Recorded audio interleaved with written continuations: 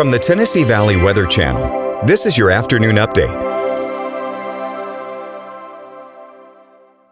Hey folks, good afternoon. As I was mentioning this morning and yesterday evening, today's looking better, and sure enough, we're clearing out pretty nicely so far through this afternoon. Check out that widespread clear skies across the area. Some patchy clouds, sure. Still 43 in Florence at the moment, hopping across the state line into southern middle Tennessee. It's kind of a similar situation, right? We're not really too warm today. It's January. What do you expect, right? We're still in the 40s as of right now, and I think we're going to stay in these 40s range. I really don't think we're going to get much better than that. If anyone's going to see 50, that's going to be way down south in northwestern Alabama, but I think most of us are going to stay pretty squarely in the 40s for today. This high pressure system's been doing us a lot of favors, getting those showers and drizzle out of here, and like I said, shaping up for a pretty decent day, all things considered. Just bring a coat if you have any plans. You can see what I'm talking about with those fairly suppressed temperatures widespread across the area. We're talking 47 all the way down to Birmingham, with 40 sticking around from Bowling Green down south through the Tennessee Valley. So that's kind of what we're dealing with through today. That's the regime we have. But if you take a look at the future cast, you can kind of see what I'm talking about. There are those 40s over the next several hours sticking around.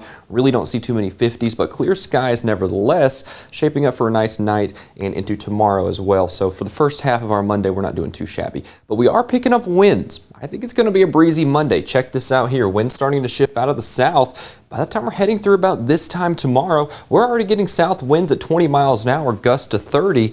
And then by the time this system's moving through, all bets are off. We're going to be having gusts 40, 50 miles an hour as that system comes through. So we'll have to keep a close eye on that with the possibility of those gradient winds. Now, if we take a look at the next 7 days here on the temperature trend, we go through kind of a bit of changes, right? We see multiple different types of regimes, which is the best way to say that we have multiple systems coming through. First things first, obviously the one tomorrow, we get that wind out of the south, we have 50 sticking around. We get through Wednesday, system moves through, we get a cold front, we go back down to the 40s. Another system approaching by the end of the week, we get back up to the 50s. That system moves through, we get back down to the 40s, right? So it's a little bit of a roller coaster because we do have this more active pattern with these systems rolling through, and you can really see those systems rolling through on the rain pattern here for the next 7 days. Check it out here. You can see first things first, Monday and into Tuesday. That's the system we're watching here over the next 36 to 48 hours moving through, clear through the midweek, and then towards the end of the week, Friday and into the early hours of Saturday, yet another system. And behind that, I see more signs of activity as well, but that's a ways out, and we'll have to get there when we get there, right?